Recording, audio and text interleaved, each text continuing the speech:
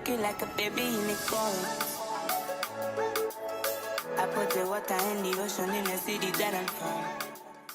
What's goody, guys? Welcome back to Wind Down with Books with your girl Kay. So as you can see by the title, we are reviewing the final installment in the Miss Wiggins series by Mary Monroe, Love, Honor, Betrayal. I said betrayal. Betray. But before we even get into the book, this review is not going to be long, hopefully. I told you guys last video that I am going to shout out people who recommended books. There's one that's been outstanding on my list since last year, and that was suggested by King Cap 2969, which is Lord of the Flies. That one is outstanding. I just haven't gotten around to reading it. I should, and I will. I promise I will. It's just that these new releases been coming out, and I've been on my, of course, my black vibes, my black authors this February, so I'm only reading black authors right now, and my thriller vibes, and a hint of romance. So bear with me. Then we have username I am Miss J. She suggested Everyone Here Is Lying by Sherry Lapina. Of course, once I finish reading my black authors, most likely next month we'll get into that read. That is a thriller, I believe. And then we have Living with Kyla. That's my girl. She recommended, this was also 2023. That's outstanding. I just realized Lux, Diary of a Street Diva, Murderville, and this is all by Ashley Antoinette. I actually enjoy Ashley Antoinette, and Murderville is on my list. So we will get back into our little urban fiction, because I know those be a big hit. Then we got username Miss Morgue 10 suggested Delicious Monsters. So this is a YA book. I actually looked it up, and I had seen this book on Instagram, so I added it to my list. I heard good reviews about it, and I don't mind young adult books. I actually enjoy young adult books. And then the last suggestion is by Memes23, which is Behind Those Eyes by T.P. Carter. I have not heard of this one. I wonder if it's like based upon the, well, obviously the Netflix show will be based upon the book. But there was a series, I believe, it's Behind Her Eyes. Never mind. Anyways, yeah, so this is going to be added onto my list. I haven't looked this book up yet.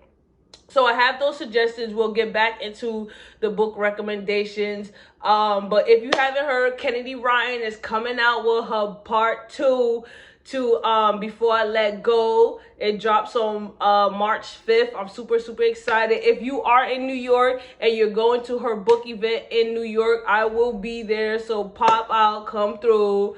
Anyways, so as you already know, the channel is called Wine Down with Books. I haven't been drinking wine in a while, but I'm drinking a shandy. If you Caribbean, then you know what this is. And I also have wine. You know, it's Sunday. We don't got work tomorrow. So, hey, cheers. All right. Anyways, let's get into this book. So, first of all, let me start by saying, I was not going to spin the block and read the third book. If you if you watched my review on the second book, Empty Vows, I was completely disappointed. I felt like the book was a waste of my time. Miss Wiggins is a hit. Hands down, Miss Wiggins is a hit. Empty Vows, absolutely not. Love, Honor, Betray, absolutely not. I took a ride back to Lexington, Alabama. I shouldn't. But anyway, so there was really nothing too new in this book. Like, it's just what can I say? Like, the book was just dragged out, to be honest with you. And I've said it on my Instagram page. The book was dragged out. Honestly, a lot of the times I kept feeling like I was rereading the same scenes. I'm like, didn't I not just read this scene? So it was, of course, and then it was nothing new. So the third book begins again with Jesse and Hubert. If y'all don't remember, Jesse married Hubert, which after, Maggie passed away, Maggie and Jesse were best friends, whoop-de-woo, right? But Jesse tricked Hubert into marrying her, telling him that you raped me, as a result, Hubert felt bad and wanted to marry Jess. She manipulated him, right? Whoop-de-woo, right? So at the end of book 2, they killed Blondine. Blondine was the girl that was feeding over Hubert, and she couldn't understand why Hubert was after, didn't want to chase her. Girl, Hubert's gay, okay? Hubert is gay. But Hubert had a lot of audacity in this book, but so did Jessie. I talk a lot about men having audacity, but Jessie, she took the cake, honey. She took the cake. All right. So anyway, so we back in it. They kill Blondine. They keep talking about it. And there's a murderer on the loose killing black women in Lexington, Alabama, right? So throughout the whole book, it's literally the same thing. Should we confess about killing Blondine? Hubert is like, no. Hubert has a man, Leroy, down in Hartville, in the next town. So, you know, he's sneaking off from work, from the house, lying to Jessie repeatedly, going to see Leroy. Hubert had told Jessie because Maggie and Claude died. Claude was his son. That, you know, his penis no longer worked. He erectile dysfunction, right? So, you know, she's thinking like, okay, you know, she understands grief and grief works in different ways. So eventually Hubert is going to come around and she's going to have the best sex of her life because Maggie told her how Hubert used to throw it down. Absolutely not. Girl. So Hubert keep going on with this lie. So the whole book mostly is Hubert lying about why he can't have sex, sneaking off, going talking about he need embalming fluid because, you know, he works at the mill and he has the funeral home to go see Leroy, right? And then Jessie gets tired and she's like, all right, you know, I'm about to go cheat again. So Jessie ends up going down to the little moonshiner's house where she meets a dude named Amos that she grew up with. Her and Amos, whatever his name is, you know, they start sneaking off to have sex. Amos,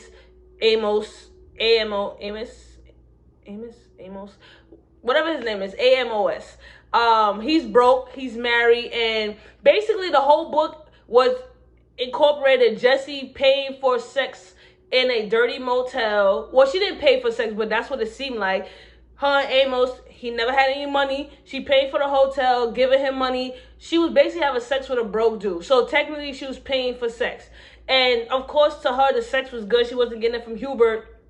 But she felt guilty about all the lies that she was going through and telling. But at the same time, you know, Hubert, on the other hand, is telling Jessie, like, after he's done having sex with Leroy, coming back home, basically, like, you got to deal with me not being able to have sex. You married me. You got to be a good Christian woman. You got to stick it through. I want to stick it through. I love you. And then to shut her up at one point in time in the book, like, he kissed her on the lips. And that was the first time since they got married that he kissed on the lips. And it's just like, bruh. That Hubert ends up, you know, getting into it with Leroy a little bit because Leroy's ex-wife and his children moved back into his apartment. So Leroy is distraught. I mean, not Leroy is distraught. Hubert is distraught the whole time because he can't see Leroy. He's driving there. Leroy's standing him up. He's depressed. He can't, you know, Maggie is still sleeping with Amos, but Amos is like, you know, using Maggie, basically wanting her to buy him a car. At one point, he was trying to finesse her out of $10 because back in the day, you know, that money was a lot. He was trying to finesse her out of $10 to take his wife on a trip to, what was it, New York? And she ended up finding out from the Glenn and Glenn's wife, which is, Glenn's wife is Amos' sister. So she's like, oh, like, he's really been playing me. Then, I don't know if this was supposed to be some kind of twist in the book or whatever. The two dudes that work for Hubert, Floyd, and I forgot the other name, come to find out these two, they were so scared of losing their job because, you know, Hubert was in a battle with the other funeral home, the Flynn brothers or something like that, for bodies whenever somebody died. So they were so scared to lose their job that they was going around killing black people, killing these women. Hey, and at one point they hung a black dude. It was two of them. I think they hung, right? They hung a black dude and blamed it on the Ku Klux Klan. And you already know what the significance of that. So everybody in the community was heartbroken because they felt like the KKK was targeting them. Come to find out, it's the brothers. I mean, not the brothers, it's the two people that was working for Hubert. Hubert actually found this out because he was going to the funeral home and he was going inside and he heard Floyd, I forgot the other dude's name. They was talking about how they was killing the girls and then they stopped killing the girls, they started killing the dudes. and they was burying stealing stuff from the bodies and burying it, and they're gonna sell it off. And Hubert heard all of that, so he goes home, tells Jesse that Hubert goes to his boss who worked at the mill, and was like, yo, can you come with me to the police station? I got information on the murders. They go to the police station. The freaking sheriff is a racist bastard. You know, Hubert tells them everything that he overheard. Of course, they make the arrest. They go to jail, but you know, Hubert gets any credit. And then at one point in time, Hubert's lover dies. Hubert is distraught. Jesse can't figure out why Hubert is so distraught over a man, especially because Hubert was like, oh, he was my barber, we should chill, whatever. But the way Hubert was acting is just like, my man, like, it can't be that serious. So Jesse trying to figure out like what's going on, like, why you so distraught? Hubert just, his lies was like, it didn't make no sense. Anyways, come to find out at the same time, you know, after Leroy dies, Hubert is just like, you know, I don't want to look for any men, because at one point in time in the book, there was a period where, because Leroy and Hubert can't see each other, Hubert was trying to pick up men. He ended up picking up a prostitute, and then he ended up picking up a female who she didn't identify as a guy, but she dressed as an AG. I don't know if that's the lingo in other states, but if you're from New York, you know what an AG is, aggressive girl, right? Or a stud, whatever. So, yeah. So he had bad experience with that. So then one night, you know, he's cuddling up with Jesse in the bed. His penis get hard. They don't say nothing. They let it go. Then the next night, it happens again. You know, he gets hard. He's confused about, like, his body. Like, his body's really reacting to Jesse. Woo-de-woo. They ended up having sex, and they going at it. Jesse ends up fainting. Woo-de-woo. Getting taken to the hospital. She finds out that she's pregnant. She's happy, but then she has, like, this revelation moment, like, who's my baby daddy? Because, again, she was having sex with Amos. She ended up breaking it off with Amos because Amos tried to finesse her. So she's like, you broke. Like, get on my face. So Hubert and her have a talk. Hubert is so ecstatic to finally have another child, because, of course, you know, Claude wasn't his son, because him and Maggie never had sex, because Maggie was raped when she was younger, and she didn't care for sex. But she had Claude, and she was just having sex with random men to have a baby. So now Jesse's pregnant. Hubert is ecstatic. They in the house one night or evening, whatever you want to say, and Hubert is like, he's contemplating, like, he's going through it, like, he wants a clean slate, like, he's just like, you know, he still have feelings for men, but he's just trying to have a new life, especially because he's having sex with Jesse now, so he's really getting old. Then on top of that, I gotta say, when they first had sex, he was he was like, oh, this was a unique experience. That was a clue right there. What you mean this was a unique experience? Like, what are you talking about? So they talking. Jesse's like, you know, I want a clean slate. I want things to be different between us. Like, you know, she's happy she's finally having sex with Hubert. And to her, the sex is banging. I'm like, okay, Hubert, like, you really was taking what you learned with these men and applying it to Jesse. So I'm like, all right. So Hubert is like, all right, you know, after Jesse was like, oh, there's nothing that you could do or say that will make me leave you. I'm going to love you, whatever she was saying. Hubert was like, all right, like, let's see if that's really going to hold up. So he was like, Jesse, I have something to tell you. What I'm about to tell you is basically crazy. So he lays it all out from the beginning to the end, that he's gay, Maggie knew, fake marriage, woo-de-woo, all that. So Jesse goes in the bathroom throwing up. First of all, I would have threw up too, because what are you talking about? This whole time you've been having sex with men and lying to me. But at the same time, as Hubert is telling Jesse, Jesse's thinking about all her discretions. Again, remember, she told him that he raped her. So this whole time, Hubert is also thinking like he's a rapist, which is messed up. Like, I think, like, Hubert is gay. Him hiding he's gay is crazy. But I understood why Hubert hid he was gay, and he grew up in the church. His father was a pastor. Like, you gotta understand that. But lying and saying that, you know, you a rapist off a little wine cooler like this, and I don't even think it was a wine cooler, baby. Probably apple cider, right? And then forcing him to basically manipulate him to get married, having sex. Then she ended up lying and saying she had a miscarriage, saying that she was pregnant, she had a miscarriage. It was just crazy. Like, Jessie was ODing. Like, she was ODing. She was ODing. The only thing Hubert really was lying about was being gay and lying about where he was at. But she took stuff to the extreme. So the whole time Hubert is spilling out his heart to her,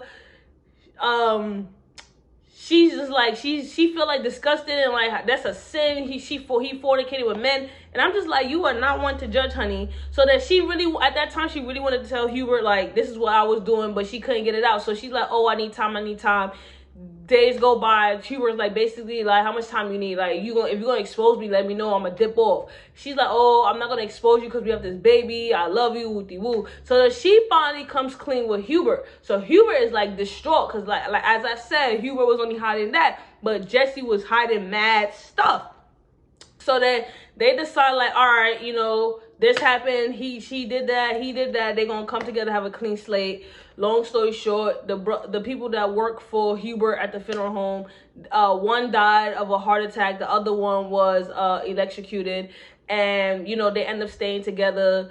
Of course, she finds out that the baby is actually Hubert, so she's free of that, any other additional burdens. And that was basically the book. Like, it wasn't nothing crazy. Like, I was just like, she could have kept this, honestly. Like, this book did not have to be written at all. Second one, yes, because you need to know.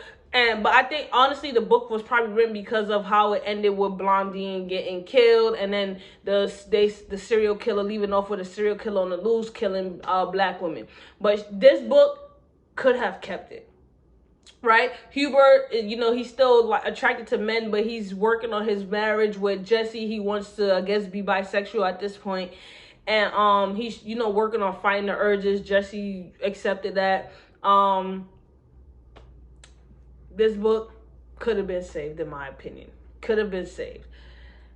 It was just a whole bunch of just nothing. Everybody sleeping around. No, everybody saying what's a sin, what's not a sin. People being nosy. Like, again, it was dragged out. Like, it could have been kept. I don't know. Again, the series had so much potential. Miss Wiggins was such a beautiful read. So to have Empty Vows and now Love, Honor, Betray come behind it and be trash, like, come on. That's just my opinion. I rated it. I always, even if I don't like a book, like, I'm just gonna give it 3 stars because the author took their time to write the book. It had potential. Like, both the second and third book had potential. It just wasn't given.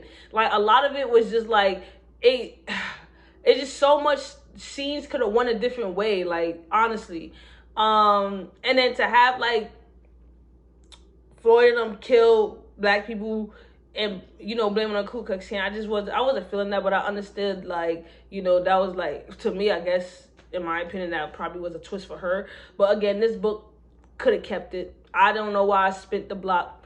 Next time I'll follow my intuition. But, you know, I guess I spent the block because sometimes I feel like I got to see things through, and I already have read book 1 and book 2. But yeah, no. It got its scandalous moments, but again, I didn't really enjoy it. I just felt like I just wanted to finish it to see how it ended, and then it was just like, yeah, that's it. But anyways, if you read this book, drop it in a comment. That's the 3rd installment to the Miss Wiggins series. I would definitely reread Miss Wiggins again, but book 2 and book 3, nah, I'm good on that.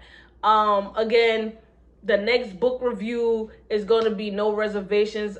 Honestly, No Reservations was supposed to be before this review, but we gonna get it. We gonna get it. That's gonna be the next one, and then we'll start getting into the other Rex. Unless I get my hands on Kennedy Ryan's book first, and then it's just gotta wait a little bit. But anyways, appreciate all the love. Thank you for watching. Thank you for supporting, sharing. Follow me on TikTok. Follow me on Instagram. I'll be making my little videos over there too. And until next time, your girl is out.